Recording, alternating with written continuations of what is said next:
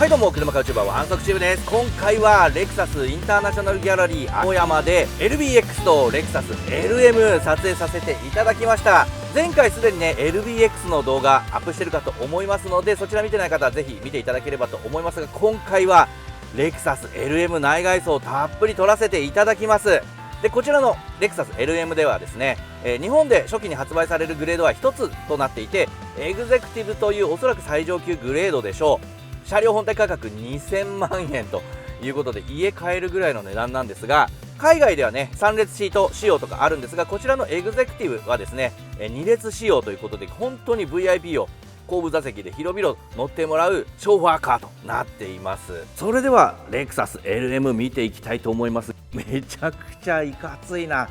それでいてなんかアルベルみたいなオラついた感じがなく、上品な感じに仕立て上げられているというのはさすが最近のレクサスだなと思います。でこちらね、レクサスらしいこう L 字型のねアローヘッドのポジションランプ兼デイライトになっていると思いますが、この L がねこの上と下両方あるんですね。この LM の、ポジションランプでは中央の部分がねハイビーム、アダプティブハイビームになっていると思います。先行車対向車の部分をカメラで読み取ってそこだけ遮光してくれるというねハイテクなハイビームシステム備わっています。ちなみにウインカーはですねこんな感じで点灯すると、ウインカーがついてる方のアローヘッドは下の方がね一旦消灯するみたいですね。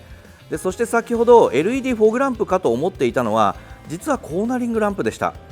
ウインカー出してない方の、こちらのコーナリングランプが消えているのを見て分かるように、下についていたのはねコーナリングランプですね。そして今回からですね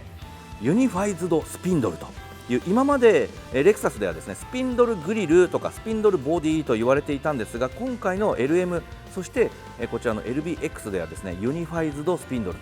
という名前になっています。ここのねボンネットフードのところがこうスランとして、そこに、レクサスのロゴがついて、でその下にちょっとね細いスリットみたいなのが入って、その下にこうねグリルともボディとも言い難いようなこうなんかグラデーションでこうね移り変わっていくようなものになっていると。でここの真ん中のところとかもシルバーのものが組み込まれているというねめちゃくちゃ細かい造形になっています。いや高そうだわ、見るからに高そう。この色もいいですよね。この色はですね特別塗装色とかではなくですね銀エラスターとかそういうんじゃなくて、普通に今までね RX とかでも用意されていたソニックチタニウムというね、シルバーなんですが、いやこれでも十分レクサスやっぱ塗装の品質めちゃくちゃいいんで、やっぱこういうねアルミから削り出したようなこうボディに合いますね、シルバー系の色は。そして、ここなんかヘッドランプウォッシャーがありますね。でその下はですね、LED フォグランプ、そしてこれはねセンサーですかね、こういうところにもですねなんかこうパネルが貼ってあるという感じで、もう無塗装素地の部分が見えないようなこう作りになっていると。いやーいかついな、かっこいいな、高級感あるな。で、ロアのところはねこうメッキの過色で縁取られているという感じになっています。いやなかなか物欲は刺激されても2000万円でね独立4座なんで、ちょっと今回私は購入はスルーしましたが、ベルファイアがですね納車されましたんで、ベルファイアなんかとの違いなんかも見ながらね、見ていきたいと思います。続いてねサイドの方見ていきましょう。いやでかいですね、レクサス LM。 レクサス LM500H のボディサイズは全長5125、全幅1890、全高1955と、ホイールベース3000ということで、アルファードがね全長5メーターに収まっていましたので、アルファードより13センチぐらい長いと。で全幅もアルファードではですね1850に収まってましたが、こちらは1890ということで、もうパレットとかね 1.85 には全然収まりませんし、長さがそもそも NG だと思いますので、大型のパレット以外の方にはねちょっと車高事情難しそうと。ただこれはねそういうところ気にする車ではないと思いますけどね。ではね続いてサイド寄っていきますが、こちら LM のホイールはですね19インチ履いてますね。22555R19 というね19インチ履いています。これもねなんかスパッタリングみたいな綺麗な塗装がしてあって、見た目もね高級感ありますよね。で履いているのはミシュランのプライマシー SUV プラスというタイヤを装着していました。そして、サイド見ていきますが、サイド下部にはですねこういうなんかメッキのラインが入っていると。でサイドのキャラクターラインもねフロントから、このようにリアに向かってキックアップするようなデザインになっていると。でミラーはこんな感じですね。そして、ウィンドウメッキモールはですねこの辺から始まってるんですね。で上をこうぐるっと回るようなデザインになっていて、下もですね、A ピラーの付け根からアローヘッドのような矢尻のような形になっていて、ここで少しね下がるようなデザインになっていて、そのままリアに向かって、回っていくようなデザインになっています。そしてリアこれぐるっと一周してるんですね、メッキモールが。で屋根が浮いて見えるようなフローティングルーフのデザインになっているという感じです。そしてねリアエンドがですね、やっぱアルファードとかと比べても、アルファードはねストンとこう切り落とされたような、リアエンドでしたけれども、 LM ではですねそこに角度が、つけられるぐらいまでやっぱ、全長が延長されているんだと思います。いや迫力がやべえわ。そしてリアの方回っていきますけれども、当然ワイパーはルーフスポイラーに格納されるタイプ。やっぱりこういう風に隠されてる方がねリアビューがすっきりしてて美しいですよね。ちなみにリアウインカーはこんな感じで点灯するという感じで、流れないですね最近のレクサスはね。そしてリアに回ってくると、この碇玄道のようなねリアコンビネーションランプ、すげえな、光ってる部分の面積が半端ないですね。でこのようにシームレスにねこうグラデーションのように光るという感じになっています。でレクサスの、ロゴタイプがついて、上に一文字にまた光るという感じですね。そして LM500H ダイレクト4ということで、 RX500H とかと同じように、E アクセルで後輪を駆動させるダイレクト4を採用しているということです。でリア下部のところはね、この辺もバンパーの処理とかも美しいですね。やっぱ単調な箱にならないようなこういう処理ができるのはね、やっぱアルファードとかよりも全長が延長されている分ですね。少しねこう角度がついてこうね、切り込んでいるようなこう内側に入っているようなデザインになっています。でマフラーは完全に隠されるデザインになっていると。続いて内装を見ていきましょう。ドアハンドルもやっぱりなんか高級感ありますね。こちら E ラッチといってね、NX 以降採用されている、ここにスイッチがあって、ここを押すとこう開く、ような、ドアハンドルになってますが、そしてイージークローザーも当然ついているという感じですね。前席のこうね、正常はここでやる感じですね。でドアを開けるとこんな感じですね。いや白の内装が鮮烈ですね。ちょっと汚れ気にしちゃって私では買えないですけど、いやすごいな。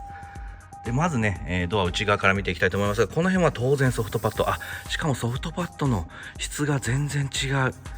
これ革かもしんない。でここもめちゃくちゃ手触りのいい、レザーになっている。合成規格か本革か分かんないけど多分革っぽいな。でここステッチがついていて、さらにパイピング処理もされていて、これねカッパーのラインが入っていると。で、ヒンジは、プレス製ですね。でこの辺もソフトパッド、肘置きのところも革っぽいな。これなんか手触りがいいな。そしてここは、ピアノブラックになっていて、ウィンドウスイッチ自体にもねサテンメッキがされているという感じです。そして E ラッチ、こちらねスイッチで開けるような感じになります。これ押すと開くと。でバッテリーが上がっちゃった時はねこれ2回引けば、開くと、物理的に開けるようになっています。でこの E ラッチがいいのはですね、このブラインドスポットモニターですね。このブラインドスポットモニターと連携してですね、斜め後方から車とか自転車とかが近づいてきている時にこれを開けようと押しても開かないというね、安心降車アシストというのが備わっています。こういうところがね、ついているのもやっぱトヨタの車の良いところかなと思います。そして、カーテシランプも当然ね LED のものがついていると。でスピーカーがあって、この辺はさすがにカチカチなんだ。いやこことかもソフトパッドだったらすごいのになと思うけどな。この辺の中も特に肝仕上げとかされてないんだ。レンジローバーとかだとねこういうところまで肝仕上げされてたりしますけどね。はい、じゃあ早速乗り込む前にシート見ていきましょうかね。ヘッドレストに L の、刻印がしてあるシートになっています。これもいい革、確かセミアニリンとかそういう革だと思いますが、こういうところにパイプ処理がされてますね。でステッチがついていると。でこのステッチもね色がついてますね。そしてパワーシートのねスイッチなんですけど、こういうところもやっぱねグロスで、加色されていて、この台座のところもヘアライン加工されていると。この辺はやっぱり高級車 L がつく車ですね。 LM ですからね。そしてここねフロアが少し高いので一段上がるような感じになってますが、そこにもね高そうなフロアマットが引かれているという感じになっています。で気になる運転席がリクライニングできるか問題なんですけど、やっぱできるそうですかね。どこまで倒れるかっていうところですが、ここまでしか倒れないということなんで、シートをリクライニングしてちょっと休みたいという要望は、運転手さんにはちょっとできないという形になっています。それではちょっとね乗り込んでいきましょう。でここに1段、上がって、本来的にはねここにグリップがあるといいんですが、先代アルファードとかではありましたが、新型アルファードとかでもなくなっちゃいました。ここを掴むかですね。あとはね、じゃあここ掴んでもちょっと乗り込むには乗り込みづらいかな。だから片足でこうやって乗り込む感じになりますかね。はい、よっこら小一と。でドア閉めた音、おー、重い音がします。そして、はい、イージークローザーも完備されていると。これアルファードベルファイアにはこのイージークローザーついてないですからね。レクサス LM の運転席前景はこんな感じですね。細かく見ていきましょう。はい、まずねこちらモニターですけれども14インチということで、このモニターサイズ自体はですね、NX で採用されているものと同じと、さらにもっと言ってしまえばアルファードベルファイアでも、このモニター採用されちゃって、さらにレクサス専用かと思っていたこの、ダイヤル式の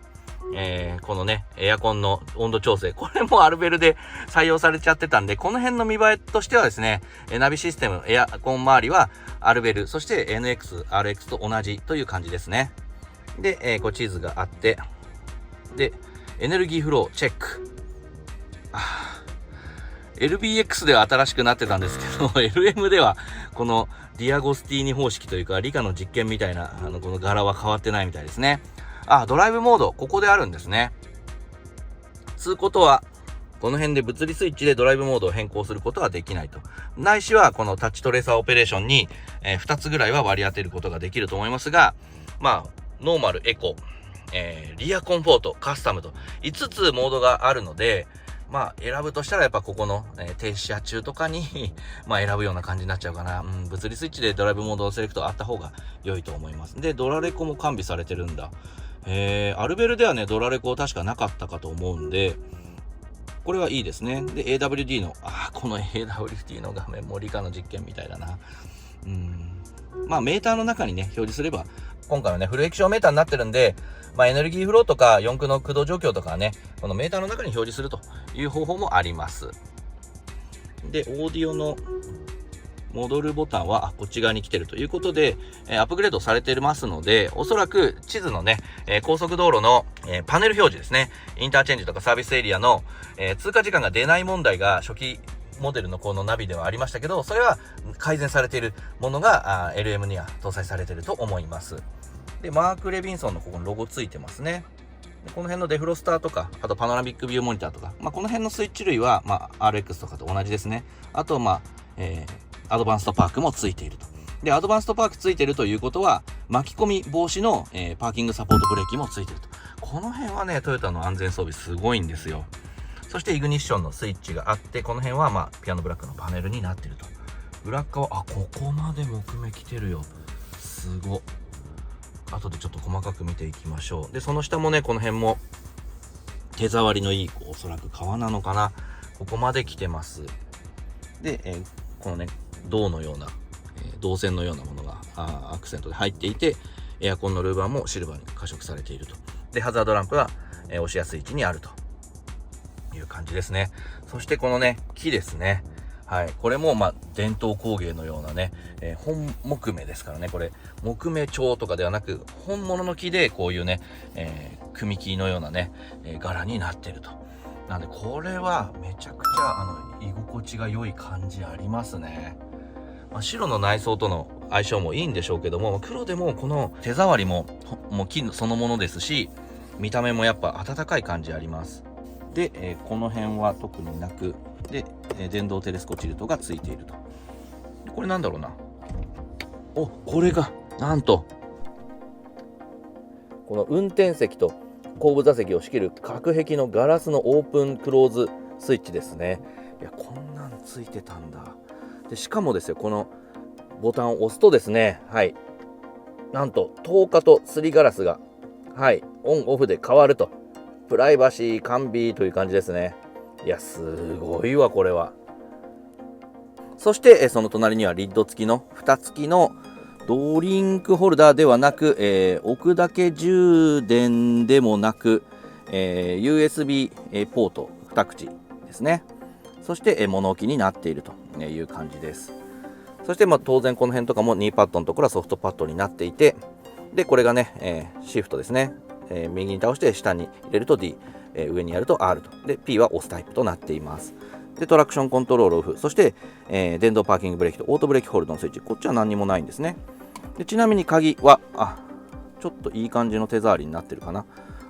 やっぱ L がつくグレードだけにここはちょっとね、なんかソフトパッドみたいになってるんですよ。この辺がなんか UX とかね、あの辺とはちょっと差別化されていると。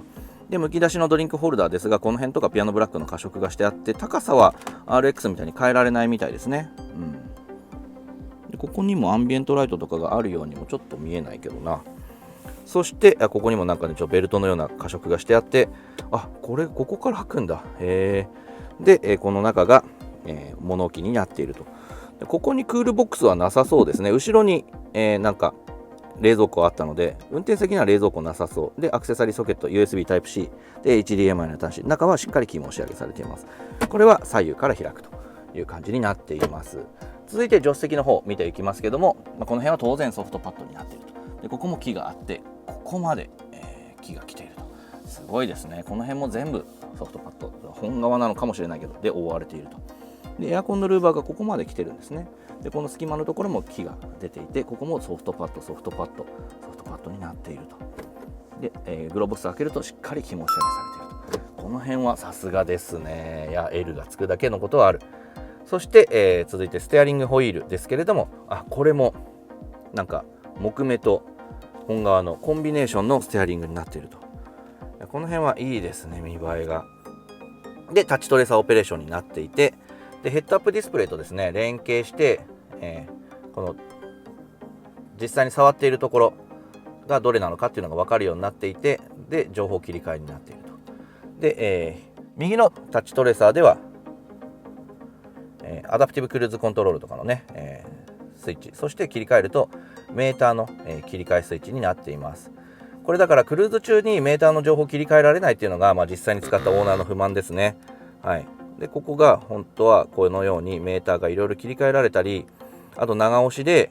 このようにカスタマイズができる、走行とかねブランクとか地図とか、できるようになっているんですが、クルーズコントロール中はこのタッチトレーサーが封印されてしまいますので、そこがねなんか残念だなと思うところですね。いろいろありますね。でエネルギーモニターとかここで表示しておけばですね、ナビ画面で大きくね、バッテリー残量とか見なくてもここで知ることができるというところですね。そしてここにセンサーついてますので、アドバンストドライブは完備されているということで、高速道路で時速40キロ未満でのハンズオフに対応していると。これはいいポイントですね。ヘッドライニングもちゃんと肝仕上げされていて、このピラーのところもソフトパッドになっていると。でここがエアコンの吹き出し口になっていて、これドアのオープンクローズ、ナノイもありますね。でオドメーターのリセットスイッチで、この下にはシートのポジションスイッチ、そしてこれパワードアのオンオフとか AC の 100V、 あと後部座席とかの、オットマンとかを格納するボタンがありますね。でここシャッターついてますが ETC がちゃんと目隠しできるようになっていると。この辺もソフトパッドになってます。いや気合を感じますね。で続いて、オーバーヘッドですけれども、当然デジタルインナーミラー完備されています。これがないと、普通のミラーにしても何も見えんという感じなので、これとあって当然ですね。で、ダウンライトの、タッチセンサーになっていて、サングラスホルダーもあって、で照明もこのように、こういう障子の薄明かりのように光ると。で、スライドドアのスイッチと SOS コールもついていると。でダウンライトもついているという感じですね。続いて後席見ていきましょう。このスイッチはねアルベルと同じですね。一回こっち側に動いて缶抜きを抜いたような感じで静かに開くというパワースライドドアになっています。そして、足元にはユニバーサルステップ、こちらついてますね。これ標準装備なのかな。そしてグリップもこれすごいな、革巻きになってます。こういうところも全部革なのか、なんかすごいいい素材になってますね。これなんだろうと思ったら、これ傘を立てておくとか靴べらを立てておくとか、そういうものになってます。土金として使う需要もあるみたいなんで、そういう場合にはこの靴べらを立てておく、こういう専用のものがあるということですね。レクサスのロゴ付きになっていると。この辺も全部ソフトパッドだわ。いやすげえ。そしてこのシートですけども、広角で見るとこんな感じですね。いやすごいわ。アルファードベルファイアのエグゼクティブラウンジをさらに上回るめちゃくちゃ高級なシートになってます。この辺とかも全部ソフトパッド。これなんだろう、風が出るのかな。そしてこっち側もちょっと先に見ちゃいますけども、なんだろう、ここ風出てますね。これ開けられるんだ。これなんか靴とか置いておくやつかも。でもなんか肝仕上げされてるから靴とかじゃないかな。なんかわざわざこういうなんかね、加色もしてありますね。いやすごいな。じゃあちょっと土足で上がるのも申し訳ないですが、お邪魔しますと。でグリップを掴んでよっこら小一と。いやーすごいな。そしてこの辺も当然全てソフトパッド。なんだろう、これパンチングの処理がされていて、ここなんか銅のねなんか加色がしてあって、マーク・レビンソンのロゴがついてると、こうツイーターになってるんだろうな。でこのでっかいな窓で、こっち側も要は3列目、アルファードベルファイアでいうところの3列目のところまで2列目が来てるんで、普通ここまでですよね、2列目で。3列目の窓がヘッドレストの横にあるぐらいだから、めちゃくちゃ広いのは当たり前って感じですけど、いやこれぞ王者のシートという感じですね。そして今ね、この巨大なこのテレビつけてもらいましたけど、これ左右で分割してそれぞれ表示することができるということで、例えばこっちでテレビを見て、こっちでウェブ会議をしてとか、あとパソコンをつないでとかっていうこともできるという、この左右分割して使える巨大なスクリーンになっているということです。いやすごいな。そしてここにある先ほどね言ったこれね、靴置きだそうです。でもこれ肝仕上げされてるから靴置いたら汚れちゃいそうで、私貧乏症なんでちょっとできないですけど、この辺も全部ソフトパッドになってると。そしてここのねボックスが何かというと、じゃじゃーん、なんと冷蔵庫になっているということで、ワインも冷えてる、グラスも冷えてるという感じですね。いやすごいな。これはもう税の限りを尽くしたという感じですね。やっぱセダンの LS とかね、S クラスとかああいうのに乗るより VIP はこっち乗った方が絶対快適ですよね。そしてもう見どころいっぱいなんですけど、こちら、大型のコンソール中央についています。こういう裏の方とかも全部ソフトパッドというか革が貼られてるっぽい。ここは収納になってます。中も肝仕上げされてると。でここも引き出し式の収納、しっかり肝仕上げされてると。収納も充実してますね。そしてアルベルのエグゼクティブラウンジでももうおなじみとなっているこの手元のね操作デバイス、なんか iPhone みたいなやつがありますが、これで、いろいろ情報を、色を切り替えることができると。例えばランプ、ここの、色を変えるとかですね、そういうのもできるという感じですね。あとねシートのテーマとかもいろいろプリセットされていて、なんかリラクゼーションとかね、こう当然マッサージ、機能とかもついてる。全身ストレッチとかをもみもみしてくれるという感じですね。いやーこりゃAYという感じですね。でさらに色とかのランプとかのそういったテーマもあらかじめプリセットできると思いますんで、リラックスとかにするとサンシェードが閉まったりとかするという感じの、こういうなんか便利機能などもついていると。クライメートコンシェルジュありますね。他ありますね。マイオリジナルとかドリームとかリラックスとかありますんで、じゃあこのドリームにしてみましょうか。そうすると、多分ですね、なんかすごいすごい、これが下がってきた。下がってきた。そしてオットマンが出てきた。すごいリクライニングしてる。すごいすごい。なんかエアコンもいい感じの風が出てきた。でちなみにエアコンもですね、ここにセンサーがついていて、これで乗員の顔とかなんか体とか室内の温度とかを測っていて、快適な温度がこういう隙間とかいろんなところから出るようになっていると。確かに今めっちゃ涼しい風が出てます。いやこりゃええわい。じゃあちょっとね開けましょうかね。エナジャイズ。こうするとシートが起き上がってきました。でもブラインドは閉まったままですね。じゃあブラインドのオープンはどこでやるんだろうな。これかな。この手元のスイッチで、開きましたと。これ窓が開いちゃったな。これ窓だな。これブラインドだとこれか。こっちだ。このスイッチだとこの中央の窓の開閉でしたね。でさらに、ここがねすりガラスと、この透明ガラスとこう切り替えのスイッチもついているという感じですね。じゃあこれだ、サイドシェードってありますね。これ開けるとここがね開いたり閉まったりするという感じですね。はい、今開けときましょうね、両方ともね。はい、でさらに、はい、この上空ですけども、ここに、ダウンライトとか、これダウンライトで全体のライトですね。あとルーフシェードっていうののこうスイッチもあるんで、これでこのアルファードベルファイア同様にですね、左右でこのように開けて明るくすることもできるという感じですね。でここも木目だわ、すげえな。でここに、トリプル4ゾーンですね。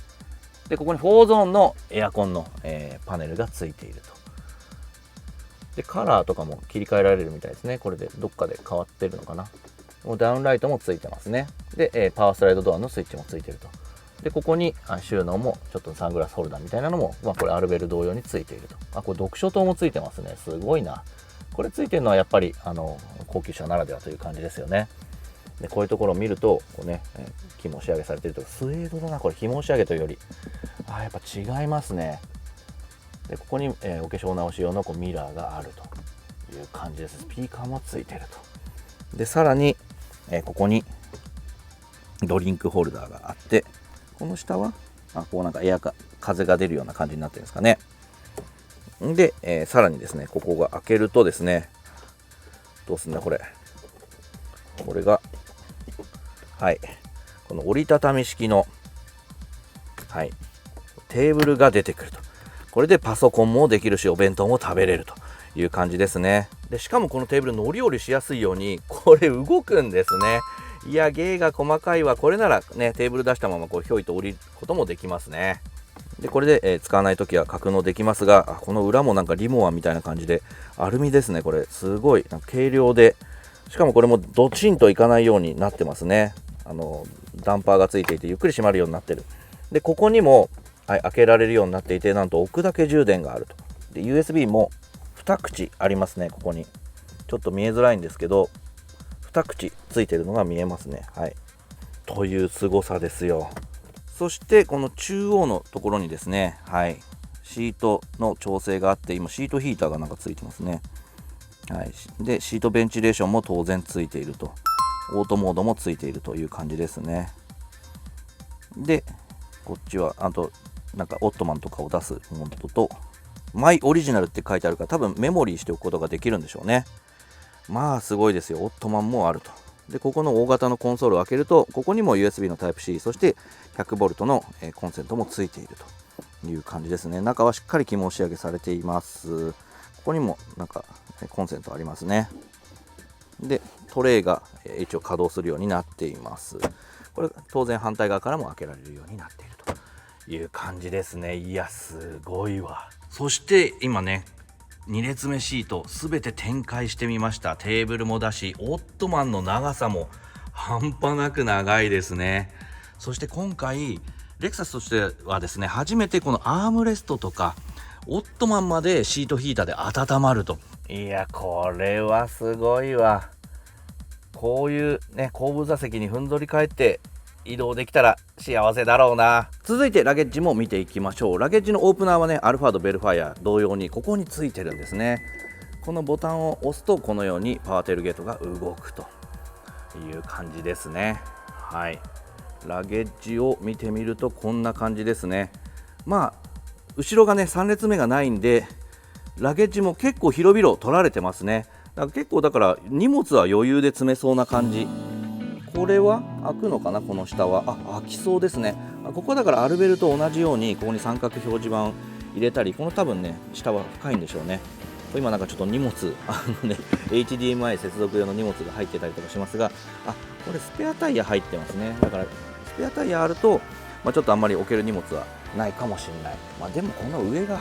こんだけ広大なんで、ゴルフバッグとかも普通に立てておけそうですね。こういうところも全部革張りですね。すっげえ。いやすごい。この辺とかまで全部革貼られてますよ。すごいな。このシートバッグも全部貼られてますね。ここの辺まで。で天井はスウェードになっていると。いやーすごいな。確かに高いのもうなずけますね。さすがにやっぱアルベルトはこの辺の作りがもう革張られてる面積が根本的に全然違いますね。でここに 1500W の、電源のアウトレットがついているという感じになっています。はいといった感じでレクサスの新型 LM 内装外装見てみましたけれども、いかがだったでしょうか。いや快適すぎてこのまま誰かに運転してもらって帰りたいぐらいですね。このねテーブルも可動式で乗り降りもしやすいし、いやーめちゃくちゃ快適。いやこれが成功者の車ってやつでしょうね。こちらのレクサス LM すでにね発売開始されて商談もできますんでね、気になっている方はお近くのレクサスのお店足を運んで商談見積もりされてみてはいかがでしょうか。車でも何でもね欲しいと思った時は買い時ですからね、好きなもの買って現在回していきましょう。それではあなたも通行しする車買うチューブはワンソクチューブ、次回もお楽しみに。